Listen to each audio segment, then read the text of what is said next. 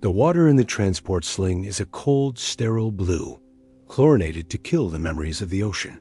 It sloshes with the rhythmic sway of the crane, a nauseating, unnatural motion that has no counterpart in the natural world. Suspended 30 feet above the deck of the cargo ship Odyssey, enclosed in a custom-built hammock of heavy canvas and cold steel, is Koda.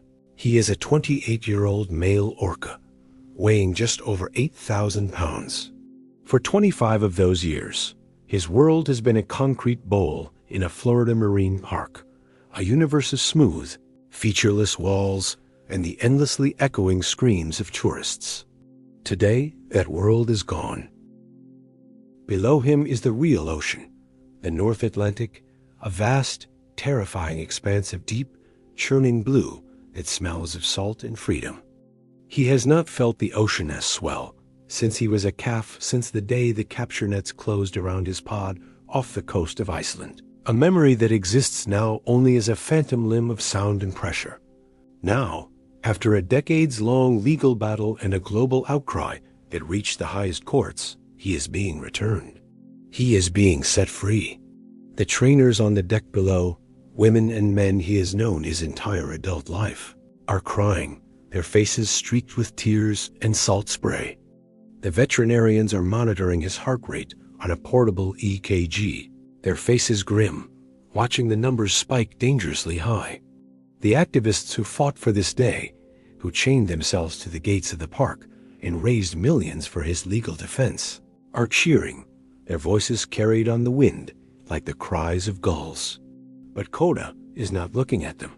He is not looking at the ocean that waits to reclaim him. He is looking back at the ship, at the small, solitary figure of a man standing alone on the bridge wing. A man who has not cheered, who has not cried, who has simply watched, his hands gripping the railing. This is the story of that look. A single silent glance between a killer whale and his keeper. A moment that would be debated by scientists, philosophers, and animal lovers for years to come. Was it a look of gratitude, of anger, of confusion? Or was it something else entirely? A warning. If you believe in the deep, complex emotional lives of animals and the powerful, often heartbreaking bonds they can form with us, you need to stick around for this one. Hit that subscribe button and turn on notifications, because we are about to explore a moment that redefines the line between man and beast, between love and captivity. To understand the weight of that final look, you have to understand the 25 years that preceded it.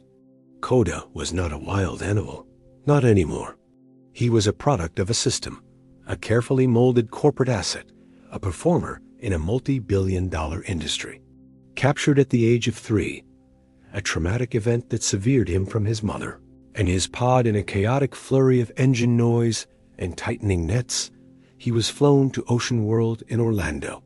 There, his given scientific name, K-47, was replaced with the more marketable tidal wave, and his life was remade. He learned to leap for frozen, dead fish, to wave his pectoral fin at cheering crowds, to beach himself on a concrete slide-out for photo opportunities that would be printed on t-shirts and coffee mugs. He learned the language of the whistle and the target pole, a Pavlovian syntax of cause and effect that replaced the complex, nuanced dialect of his ancestors. His primary trainer for the last 15 of those years was a man named Ben Carter. Ben was not a scientist. He was a former high school swim coach from Ohio who had a preternatural, almost telepathic ability to connect with the animals. He didn't see them as assets. He saw them as colleagues, as individuals with distinct personalities and moods. He understood their frustrations, their intelligence, their capacity for both joy and profound sadness. And his bond with Koda was legendary within the marine park community. It wasn't a friendship built on dominance, on the trainer as the alpha. It was built on a quiet, mutual trust.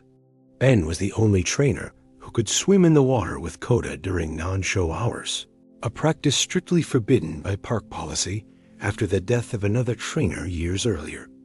He would float in the center of the main pool, and the massive orca would approach him not with the aggression of a predator, but with the delicate curiosity of a scientist examining a strange new life form. Koda would gently nudge Ben with his rostrum, the sensitive tip of his jaw. He would open his mouth, a cavern of conical teeth, and let Ben rub his massive, muscular tongue, a sign of ultimate vulnerability and trust. He would roll over and present his belly, allowing Ben to scrub the algae from his skin, a task that brought a visible relaxation to the whale's body. Their relationship was a silent conversation, a language of touch and posture. Ben knew when Koda was sick by the slight cloudiness in his eye. Koda knew when Ben was sad by the tension in his shoulders as he entered the water. They were a team, a dysfunctional interspecies family trapped in a chlorinated prison. The movement to free Koda began slowly, a fringe campaign started by a small group of activists who saw the inherent cruelty of keeping a creature with a brain larger and more complex than a human in a glorified swimming pool. For years, the campaign was ignored, dismissed as the ramblings of sentimental extremists. But then came the documentaries, the viral videos of orcas with collapsed dorsal fins floating listlessly in their tanks, the damning testimony of former trainers who spoke of psychosis and self-harm. The tide of public opinion began to turn. Free Koda became a global rallying cry, a symbol of a changing consciousness.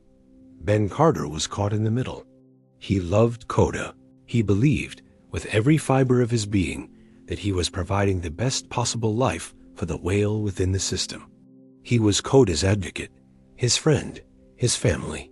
But as the years went on, he saw the changes in Koda, the slow, grinding erosion of his spirit.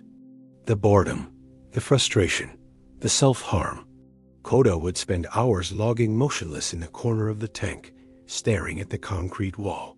He would grind his teeth on the edges of the pool, wearing them down to the pulp, a condition that required constant veterinary attention. He would regurgitate his food, a common sign of stress and depression in captive animals. The light in his intelligent eyes was dimming. The park fought the activists in court for a decade. They brought in high-priced lawyers and expert witnesses. They argued that Koda was institutionalized, that he didn't know how to hunt, that releasing him into the wild would be a death sentence. They argued that he was their property, a valuable asset. But they lost. In a landmark ruling that sent shockwaves through the zoological world, a federal judge declared that Koda was not property, but a sentient, non-human person with a right to liberty. The park was ordered to fund and facilitate his reintroduction to the wild. The process took 2 years. A team of the world's top scientists, veterinarians, and activists designed a meticulous multi-stage plan. They would transport Koda to a sea pen in a remote Icelandic fjord, the very waters where he was captured. There, they would deacclimate him to human contact. They would teach him to hunt live fish. They would try to find his original pod, using acoustic recordings from the 1990s to match his family's unique dialect. Ben was offered a lead position on the reintroduction team.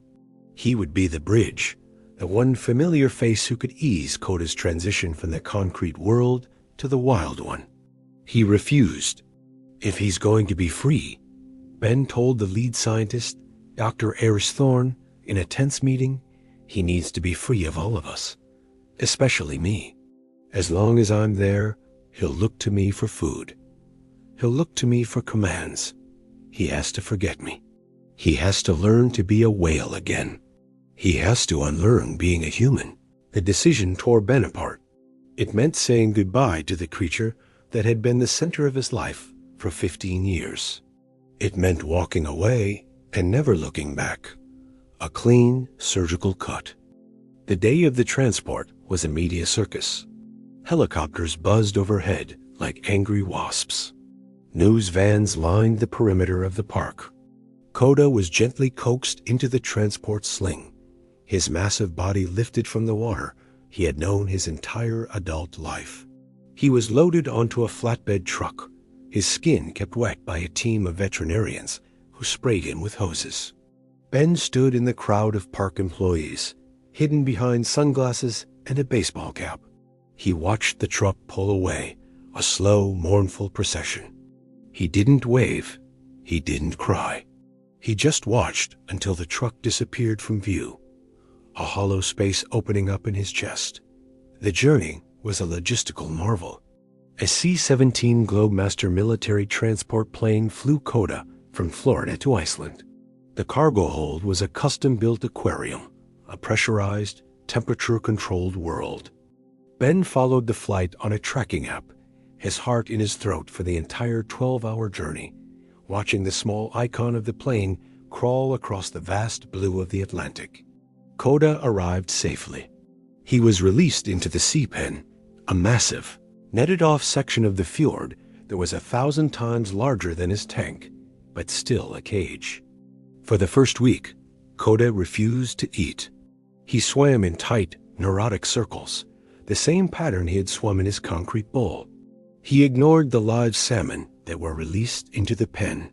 He called out, not with the complex whistles of a wild orca, but with the simple, repetitive squeaks he had been taught to use to get a trainer's attention.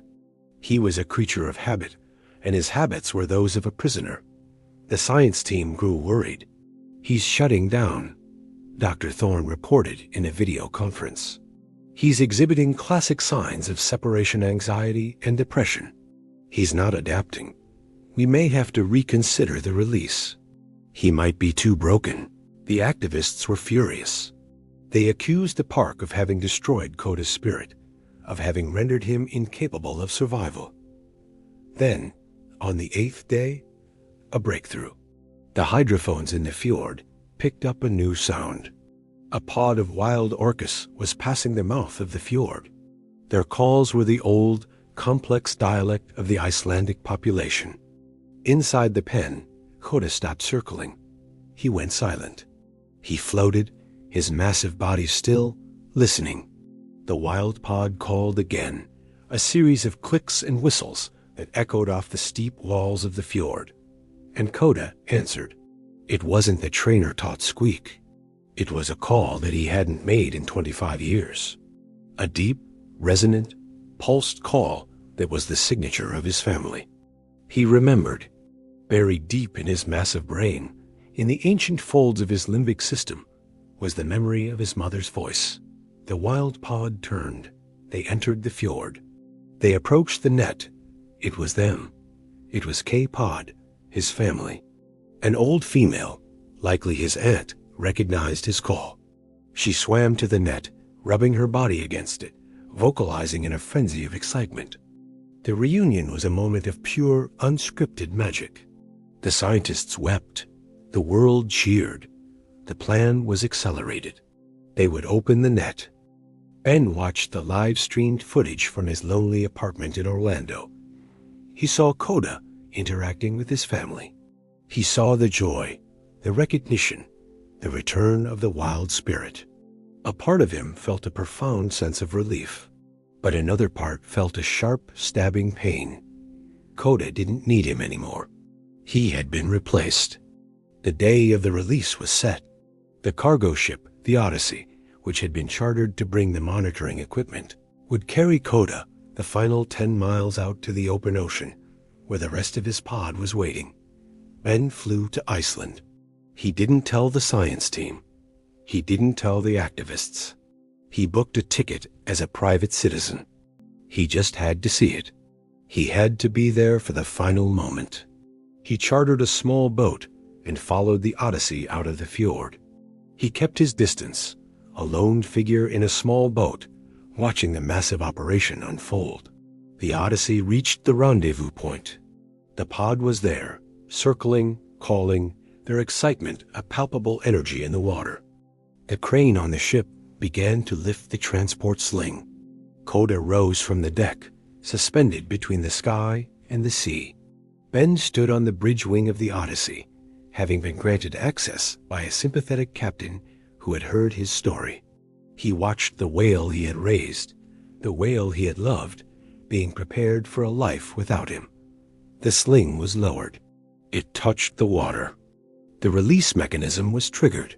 The canvas fell away. Koda was free. He floated for a moment, disoriented by the sudden freedom, the endless space. Then his aunt swam to him. She nudged him. She called to him. He answered. He turned and swam with her, toward the pod, toward his new life. The activists on the Odyssey popped champagne. The scientists hugged. It was a perfect success. But then Koda stopped. He was 100 yards from the ship. The pod was waiting for him, but he stopped. He turned around. He turned his back on his family, on his freedom. He swam back toward the Odyssey. He didn't swim fast. He moved with a slow, deliberate grace. He stopped 50 feet from the hull. He spy-hopped. He lifted his head out of the water. He ignored the cheering crowd on the main deck. He ignored the cameras. He looked up. He looked straight at the bridge wing. He looked at Ben. The world went silent. The cheering stopped. The wind died. For 10 seconds, there was nothing but the vastness of the ocean and the silent, unblinking gaze of a killer whale locking eyes with the man who had been his world. It was not a look of gratitude. It was not a look of anger. It was a look of profound, heartbreaking confusion. It was a question. You told me this was my home. You told me you were my family. Why are you sending me away? Ben's knees buckled. The strength went out of his legs. He gripped the railing to keep from falling. Koda held the look for another 5 seconds. Then he sank back into the water. He turned and swam away, joining his pod without looking back. He was gone. On the bridge, Ben Carter finally broke. He collapsed onto the deck, the sound of his sobs lost in the rising wind. He had done the right thing. He had given Koda his freedom. But in doing so, he had broken the only promise that had ever mattered. He had abandoned his friend. The story should have ended there. A bittersweet victory for animal rights. A man left to grapple with the moral complexity of his choices. But the ocean wasn't done with Ben Carter, and Koda's last look was not a goodbye. It was an invitation. The weeks following Koda's release were a blur of media interviews and scientific conferences. The Koda project was hailed as the most successful cetacean reintroduction in history.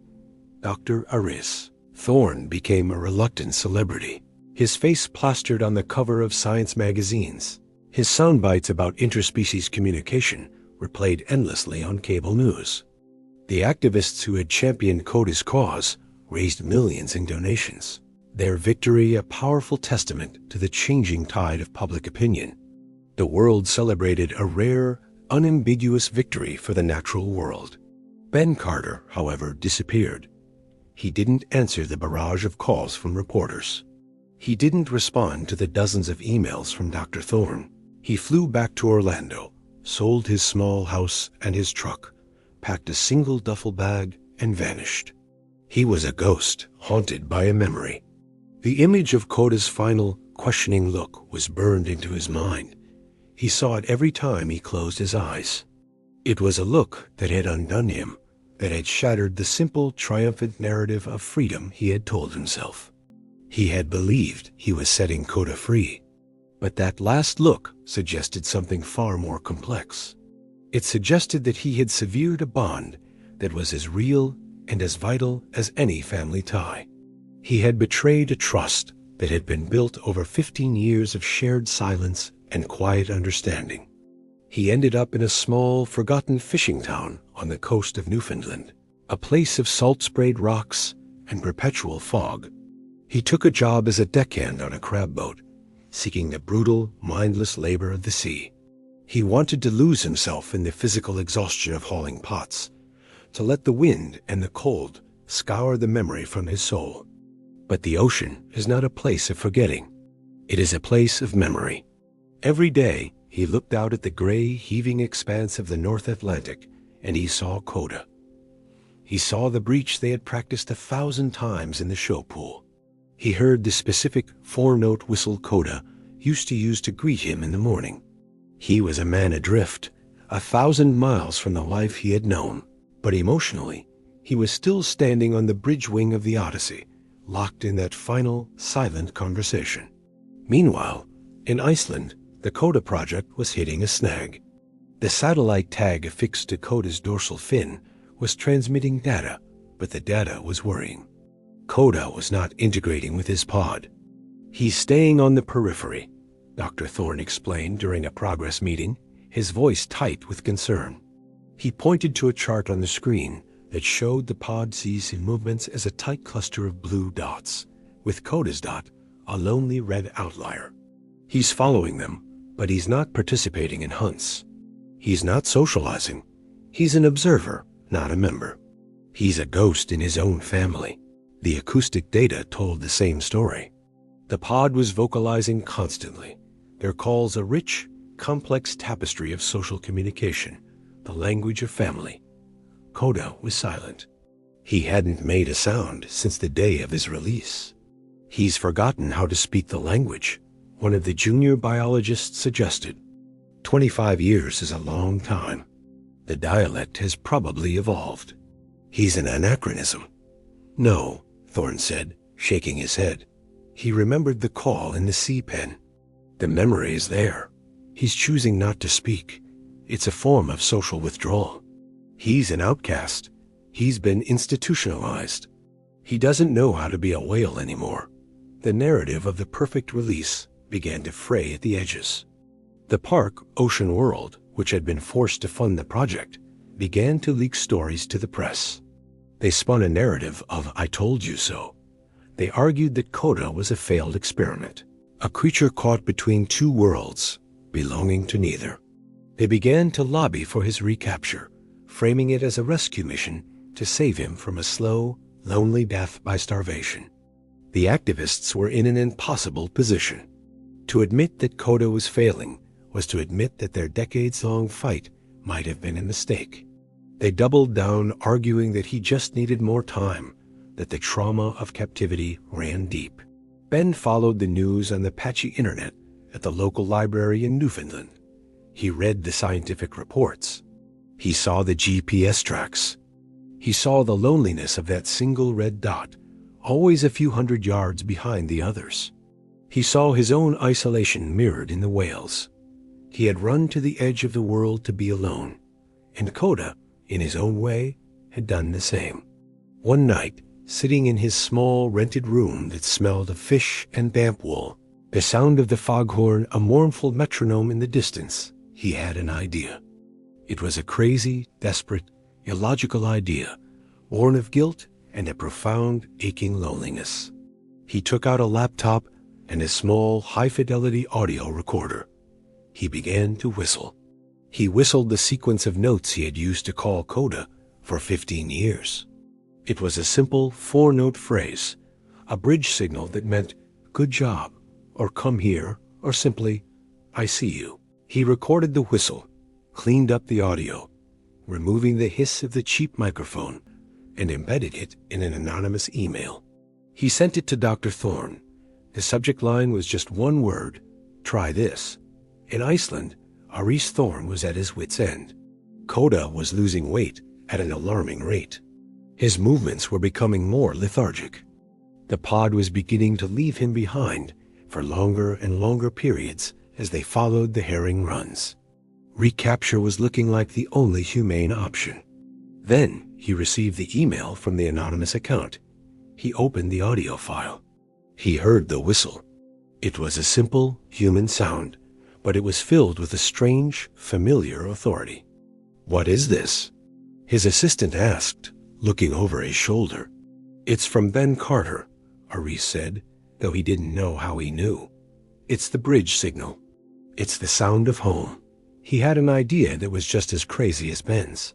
He took the audio file and transferred it to the underwater speaker array they had deployed near the sea pen. The technology was designed to play back orca vocalizations to study their reactions. It had never been used to play a human sound to a wild whale. It was a violation of every scientific protocol. They located Koda via his satellite tag. He was alone, 5 miles offshore, logging in a calm sea, a solitary black shape in a vast gray world. The research vessel moved into position a mile away. "Are you sure about this, Ares?" his assistant asked, her hand hovering over the broadcast button. "This is unorthodox. The orthodox methods are failing," Ares said. "He's dying. Let's try a little magic." He keyed the microphone. He played the whistle. The four-note phrase, crisp and clear, traveled through the water, a tiny human question in the immense silence of the ocean. 5 miles away, Koda's head lifted. He had been drifting, half asleep, his brain half shut down. The sound cut through his stupor. It was a sound from another life, a sound he had not heard in months, a sound that was imprinted on his soul more deeply than the calls of his own mother. He turned. He faced the direction of the sound. He answered. It wasn't the call of his pod. It was the squeak of the show pool, the sound of a creature asking for a reward, the sound of a creature asking for his friend. On the research vessel, the hydrophone lit up. "We have a vocalization." The acoustic tech shouted, "It's him. He's talking." Ares played the whistle again. Koda answered again, louder this time. And he started swimming. He swam fast. He swam with a purpose they had not seen since his release. He was not hunting. He was not fleeing. He was coming home. The satellite data was undeniable. Koda was swimming east. He was leaving Iceland. He was crossing the North Atlantic. The science team was in a panic. Where is he going? Ares looked at the map. He plotted Koda's trajectory. It was a straight line, a perfect rum line across the globe. He's not just swimming east, Ares said, a sense of awe and terror dawning on him. He's following the Great Circle route. He's heading for Newfoundland. The news broke, and the world went mad all over again. The Sri Koda story had a new, unbelievable chapter. The whale was swimming across the ocean, a journey of over 2,000 miles, drawn by the ghost of a whistle. It was a love story. It was a tragedy. It was a mystery. Ben Carter heard the news on the radio in the galley of the crab boat. He dropped his fork. The metal clattered on the floor. He ran to the wheelhouse. "I need to go ashore," he told the captain. "We're in the middle of a trip, Carter. We're full of crab. We're 100 miles out." "I don't care," Ben said, his eyes wild. "He's coming." He took the emergency skiff and motored to the nearest outpost, a journey that took him 6 hours through a choppy sea. He bought a bus ticket and traveled down the coast to the small town where he lived. He went to the cliffs at the edge of the town. He stood there for 3 days, watching the horizon, sleeping in his truck. The media descended, a swarm of helicopters and news vans. They surrounded him. He said nothing. He just watched. On the 4th day, he saw it. A fin. A tall, black fin, cutting through the waves. It was Koda. He was thin. He was scarred from the journey. But he was here. He swam into the small, protected cove below the cliffs. He circled, and he called, the squeak of the show pool, the sound of a lost soul looking for its anchor. Ben walked down the path to the small, rocky beach. The cameras followed him. The world was watching. He waded into the freezing water. It was up to his waist, his chest. He didn't feel the cold. Koda saw him. He swam closer. He stopped 10 feet away, his massive body displacing the water. He looked at Ben. It was not the look of confusion from the day of the release. It was a look of recognition, of relief. Ben whistled. The 4-note phrase. Koda answered, a soft chuff of air from his blowhole. Ben reached out his hand, and the 8,000-pound killer whale, the apex predator of the ocean, swam forward and rested his head in the hands of the man he had crossed an ocean to find. The world saw a reunion. They saw a miracle. They saw the power of the bond between man and animal. But Dr. Ares Thorne, watching the live feed from his lab in Iceland, saw something else. He saw a problem that had just become infinitely more complicated. Koda was free, but he didn't want to be. He had rejected the wild. He had rejected his own kind. He had chosen one human being over his own nature. What do you do with a wild animal that refuses to be wild? What do you do with a love so powerful it defies biology? The story of Koda's freedom was over. The story of his exile was just beginning. And as the sun set over the Newfoundland coast, casting the man in the whale in a golden light, a new question hung in the air, a question that would haunt them all for years to come. Who's the captive now? The reunion at the cove in Newfoundland became the feel-good story of the year. The images of Ben Carter standing chest-deep in the freezing Atlantic, his hands resting on the massive head of the Orca who had crossed an ocean for him, were broadcast on every screen in the world. It was a powerful, simple narrative. The unbreakable bond of friendship, the loyalty of a noble beast, the man who had earned an animal's undying love. Donations poured into a newly created Koda and Ben Fund. A small army of volunteers and scientists descended on the tiny fishing town, turning it into a global media encampment. But for Ben, the reality was far from a fairy tale. It was a nightmare. He was no longer a free man. He was Koda's keeper again. But this time, the cage was the entire North Atlantic. Koda refused to leave the cove. He would swim out to the mouth of the bay during the day, but as soon as Ben walked away from the shoreline, the whale would return, calling with that same plaintive squeak. He would not eat the local fish. He would only accept herring and salmon thrown to him by Ben. He had reverted completely to his captive behaviors. He was a wild animal living on a human schedule, his entire existence revolving around the presence of one man. Dr. Aris Thorne and his team arrived from Iceland a week after the reunion. They set up a temporary research station in the town's community hall. The mood was tense. The activists who had fought for Koda's freedom were now in an impossible position. Their victory had been rejected by the very animal they had sought to save. "This is a disaster," Aris said, looking at the data from the hydrophones they had placed in the cove. "He's lost 20% of his body weight since leaving Iceland. He's not hunting. He's not communicating with any of the local cetacean populations. He's completely isolated, except for Ben. So what do we do?" Ben asked. He sat in the corner of the room, looking exhausted. He had dark circles under his eyes. He had lost weight. The constant, crushing responsibility of being the sole anchor for a depressed 8,000-pound predator was taking its toll. "The park is filing a motion to have him recaptured," Aris said grimly. "They're arguing that this proves their point, that he's a danger to himself, that he's better off in a tank where he can be monitored and cared for." "No," Ben said, his voice a low growl. "He's not going back in a box. I won't let that happen." "Then what's the alternative, Ben?" Aris countered.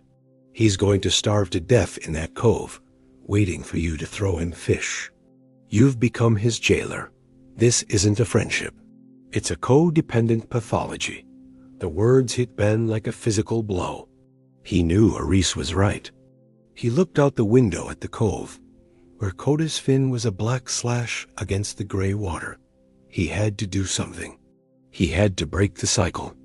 The plan they devised was radical and dangerous. They would try to integrate Koda with a local population of orcas. The North Atlantic is home to several ecotypes of killer whales, genetically distinct from the Icelandic population. They were a different culture with a different language.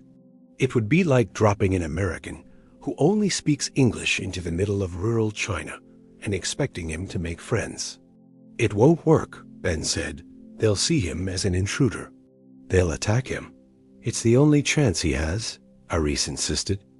"We've identified a pod of Type 1 orcas that regularly patrol this coastline. They're fish eaters. They're non-aggressive. If we can get him to interact with them, to learn their dialect, maybe he can find a new family." The first step was to get Koda out of the cove, and the only way to do that was for Ben to lead him. The next morning, Ben put on a wetsuit. He waded into the water. Koda approached him, nudging him gently. "We're going for a swim, buddy," Ben said, his voice choked with emotion. He began to swim out of the cove toward the open ocean. Koda followed, staying so close that Ben could feel the pressure wave of the whale's body against his own. The research vessel, with Reese and his team on board, followed at a distance. They had located the local pod 5 miles offshore. The swim was a grueling 4-hour ordeal. Ben was a strong swimmer, but the water was a hypothermic 50 degrees. He was exhausted, his muscles screaming, his core temperature dropping dangerously. But he kept going, Koda a silent, massive shadow at his side. Finally, they saw them. A line of black fins on the horizon. "That's them," Arise's voice crackled over the waterproof radio attached to Ben's suit. "The pod is heading this way. Ben, you need to get out of the water." "No, not yet," Ben said. "He'll follow me back. I have to be here for the introduction." The pod approached. They were smaller than Koda, sleeker.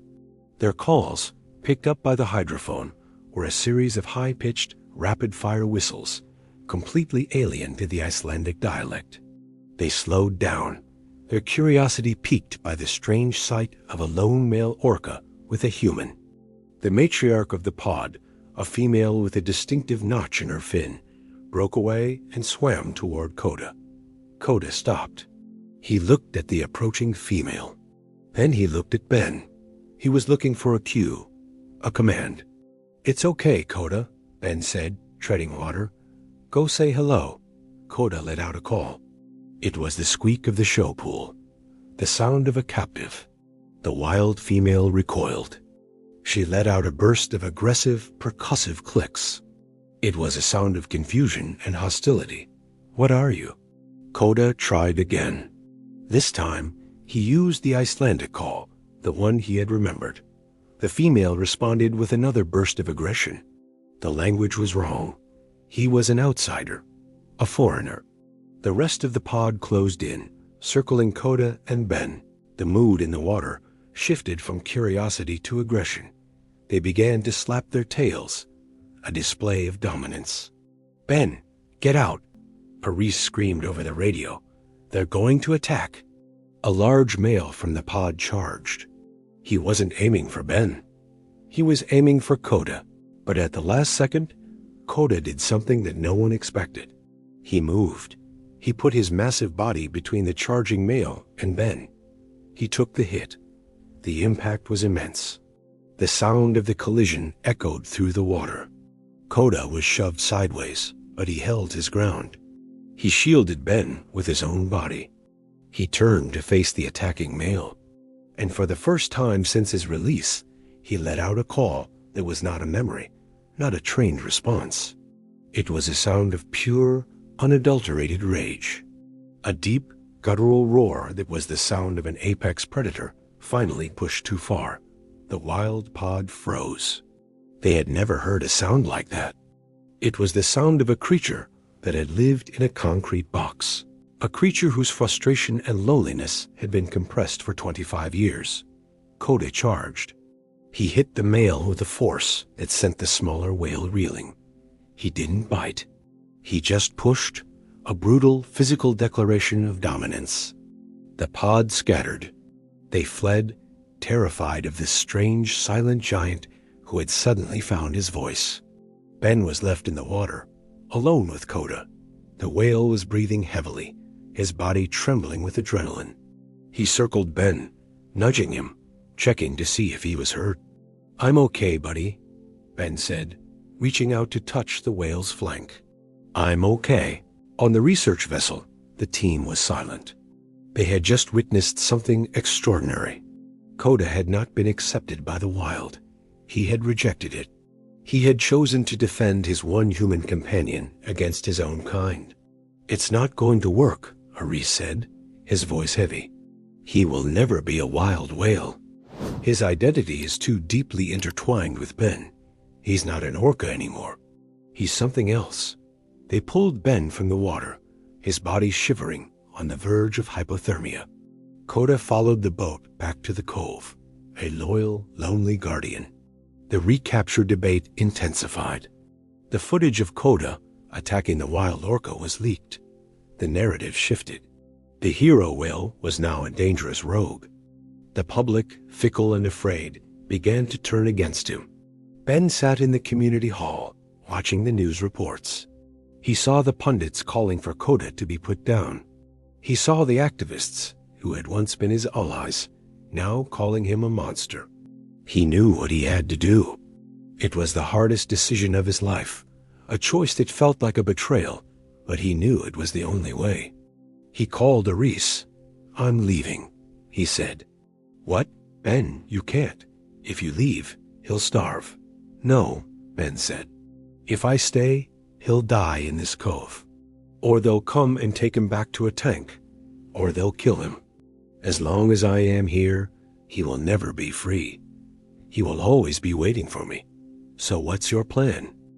"I'm going to do what I should have done in the beginning," Ben said. "I'm going to disappear. And this time, I'm going to take his hope with me." That night, Ben went to the cove one last time. The moon was a sliver in the sky. Koda was there, waiting in the shallows. Ben waded into the water. He didn't touch the whale. He just stood there, the water lapping at his chest. He whistled, the 4-note phrase. Koda answered, a soft chuff. Then Ben did the one thing he had never done in 15 years of training. He broke the bridge. He gave the signal for bad behavior, a sharp, angry slap on the water, a sound of rejection. Koda flinched. He pulled back, confused. Ben slapped the water again, harder. He shouted. He made himself a source of fear, of pain. Koda let out a cry. It was not the cry of a show pool. It was a sound of deep, wounded confusion. He didn't understand. Ben turned his back on the whale. He walked out of the water. He didn't look back. He got in his truck and drove away, the sound of Koda's heartbroken cries following him into the night. He drove for 2 days until he reached the airport in Halifax. He bought a ticket to the furthest place he could think of, New Zealand. He left a note for Aris. Tell the world he's gone. Tell them he swam away. Give him a chance to be forgotten. It's the only way he'll survive. Back in Newfoundland, Koda's cries echoed through the cove for a week. He waited. He called. But Ben never came back. On the 8th day, the cries stopped. The hydrophones went silent. And Koda was gone. The satellite tag showed him swimming east, back toward Iceland.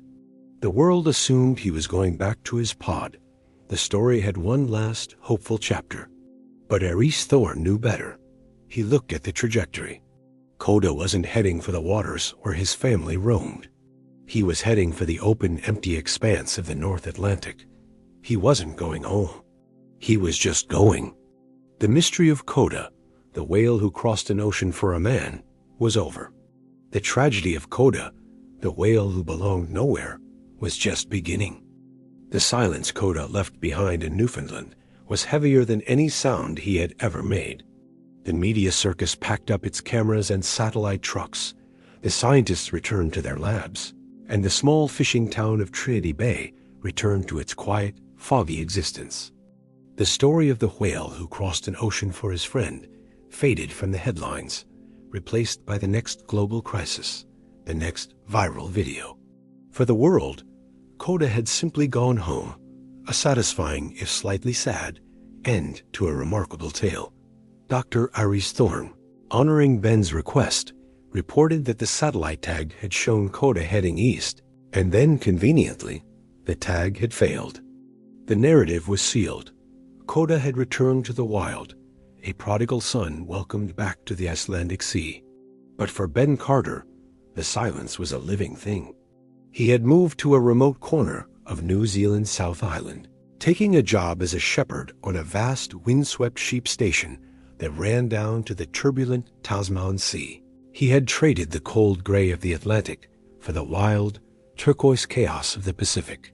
He was surrounded by the noise of life, the constant bleating of sheep, the sharp barks of his dogs, the ceaseless cry of the wind coming off the water. But in his head, It was always silent. He had surgically removed the part of himself that was connected to Koda, and the phantom limb ached every single day. He didn't follow the news. He didn't read the scientific journals. He had kept his promise. He had disappeared. He assumed Koda had either found his pod in Iceland or had died in the vast, lonely expanse of the ocean. He didn't know which outcome was worse, a life of renewed loneliness for Koda, or a merciful death. 5 years passed. The world moved on. Ben's hair grew gray at the temples.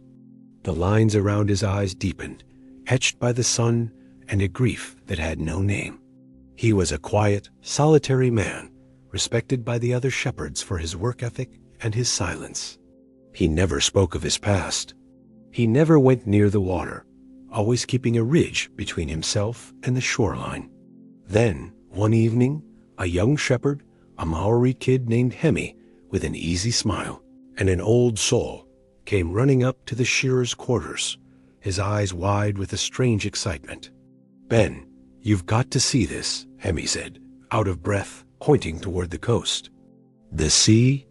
It's gone strange." Ben's heart, which had been dormant for 5 years, gave a painful, violent lurch. "What do you mean, strange?" "The dolphins," Hemi said. "They're acting crazy. And there's something out there with them. Something big. Something that doesn't belong." Ben followed Hemi to the cliffs overlooking the sea. The sun was setting, painting the sky in fiery oranges and purples. The water below was a churning, chaotic mass of fins and white water. There were hundreds of them. Dusky dolphins, a species native to these waters, were leaping and splashing in a frenzy. But they weren't feeding in their usual scattered way. They were organized. They were surrounding something. In the center of the swirling pod, a single, tall, black fin cut through the water. "It's an orca," Hemi said, awestruck. "We don't get them on this coast. Not this close. The old ones say they are bad luck." Ben raised the old pair of binoculars he kept in his truck. He focused on the fin, his hands shaking so badly he could barely hold the image steady. It was tall, straight, and impossibly familiar. There was a slight nick in the trailing edge, a scar he had seen 1,000 times in a concrete pool in Florida. It was Koda. He wasn't thin. He wasn't scarred. He looked powerful. He looked healthy. He was hunting, but not the dolphins. He was hunting with them. Ben watched, his mind struggling to process the scene. Koda and the dusky dolphins were coordinating. They were using a bubble net technique, a complex hunting strategy usually employed by humpback whales, to corral a massive school of mackerel. The dolphins would circle the fish, tightening the school with their speed and agility, while Koda would swim beneath, releasing a curtain of bubbles that drove the fish to the surface into a tight, panicked ball. Then, together, they would feast. "He's not just surviving," Ben whispered, tears blurring his vision. "He's thriving. He's innovating." Koda had not returned to Iceland. He had not died alone. He had kept swimming. He had crossed the Atlantic, rounded the Cape of Good Hope, and traversed the entire Indian Ocean. He had circumnavigated the globe, a solitary pilgrim on a journey of 1,000 heartbreaks.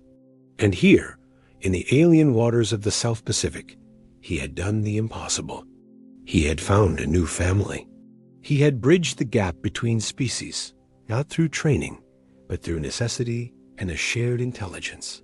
He had become a leader. For the next few weeks, Ben watched from the cliffs. Koda and his new pod of dolphins became a local legend. They were inseparable. They hunted together. They played together. Koda, the orca raised by humans, was now teaching wild dolphins hunting techniques he had learned from watching nature documentaries on a screen in his tank in Florida. He was a cultural bridge, a living conduit of information between two worlds. Ben felt a profound sense of peace settle over him for the first time in 5 years. Koda was okay. He was more than okay. He was a king. Ben had made the right choice. The pain of his rejection had forced Koda to become something new, something stronger, something wilder than he had ever been. But the story had one final brutal twist.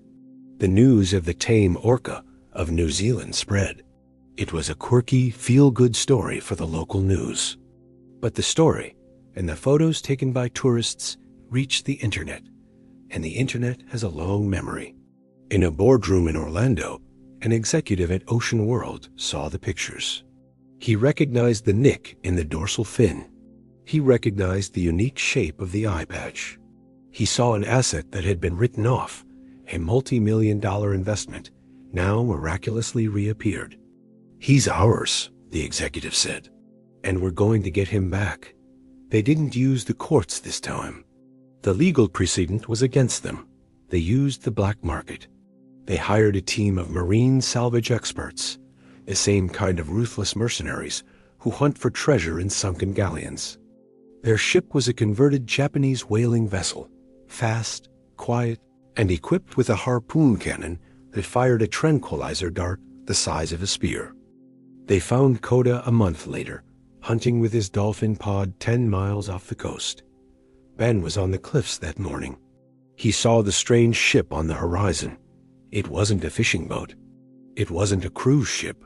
It moved too fast. It sat too low in the water. It moved like a shark. He felt a cold dread, a premonition that made the hair on his arms stand up. He saw the ship approach the pod. He saw the puff of smoke from the harpoon cannon. He saw Koda's body go rigid, then list to the side. He saw the dolphins panic, scattering in every direction. He saw the crane on the ship lower a sling into the water. He saw them lift the unconscious body of the whale he loved out of the ocean for the second time in his life. Ben ran to his truck. He drove for 3 hours, a frantic, desperate race against time to the nearest deep water port. He knew where they would have to go to transfer the whale to a cargo plane. He arrived just as the ship was docking. He saw the massive, climate-controlled container waiting on the dock. He saw the armed men in plain clothes forming a perimeter. He ran onto the pier, shouting, his voice raw. "You can't do this. He's a wild animal. He's free." 2 men grabbed him. They were professionals. They pinned his arms behind his back with brutal efficiency. "Mr. Carter," a man in a suit said, stepping out of the shadows. He was a lawyer from the park. "Your association with this animal is over. We are taking our property home." "He's not property," Ben screamed, struggling against the men, the fight going out of him as he saw the crane begin to move. The crane on the ship began to lift the sling. Koda was a dead weight, his massive body limp, dripping water onto the concrete. Ben stopped struggling. He looked up at the whale, and Koda's eye opened. The tranquilizer was wearing off. He was waking up. He saw the ship. He saw the container. He saw the men. He knew what was happening. He was going back in the box. He let out a cry. It was not the squeak of the show pool. It was not the call of his ancestors. It was a sound Ben had never heard before. It was a sound of pure, absolute despair. A sound that said, "Not again." And then he did the only thing he could do. He stopped breathing. Orcas are conscious breathers. They have to think to take every breath. It is a voluntary act. Koda chose to stop. On the monitors connected to the whale's body, the alarms began to blare. Heart rate dropping. Oxygen levels crashing. "He's arresting." The veterinarian on the ship shouted, running toward the railing. "Get him back in the water." "He's giving up." But it was too late. Suspended in the air, 30 feet above the concrete pier, Koda, the whale who had crossed an ocean, the whale who had built a new family, the whale who had tasted freedom, took his own life. His body went limp. The alarms flatlined. The men holding Ben let him go.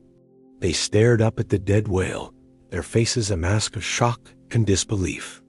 The lawyer in the suit just shook his head and walked away.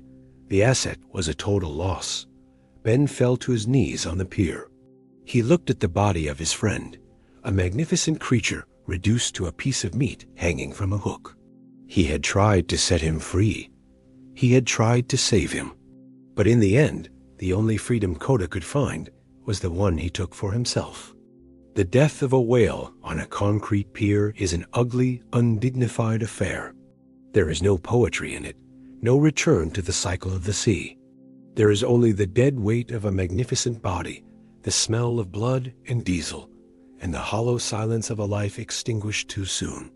The recapture of Koda and his subsequent death was a public relations disaster for Ocean World. The story, captured on the cell phones of dock workers, went viral. This time, the narrative was not one of wonder, but of outrage. The corporation, facing boycotts and a stock price in freefall, issued a statement claiming they were attempting a humane rescue of a distressed animal that was unable to survive in the wild. They called his death an unforeseeable tragedy. But Ben Carter knew the truth. It wasn't a tragedy. It was a choice. Ben was detained, questioned, and eventually released. There were no charges to press. He had trespassed, but in the face of the global outcry, no one wanted to prosecute the man the whale had crossed an ocean to find. He was a hero and a pariah, a man celebrated for his bond with Koda and condemned for the outcome. He returned to his lonely life in New Zealand, but the sheep station felt empty now. The cliffs overlooking the sea were no longer a place of peace, but a memorial. The dolphins, Koda's adopted family, vanished. They didn't return to the cove. The fishermen said they had moved south to the wild, untamed waters of the Foveaux Strait, as if the coast where they had met their strange king was now haunted. Dr. Aries Thorne, watching the events unfold from his lab in Iceland, did something he had never done before. He broke protocol. He leaked the entire Koda file to a consortium of investigative journalists. The satellite data of the transatlantic journey, the acoustic recordings of the failed integration, the footage of Ben's agonizing rejection of the whale. He gave them the whole messy, complicated truth. The story that emerged was no longer a simple fairy tale. It was a complex, heartbreaking epic of love, loss, and the irreconcilable differences between two worlds. Koda became a martyr, a symbol of the profound psychological damage of captivity. His death became the catalyst for a global movement. Koda's Law, a proposed international ban on the capture and breeding of cetaceans for entertainment, was debated in parliaments around the world. Ben never spoke to the media.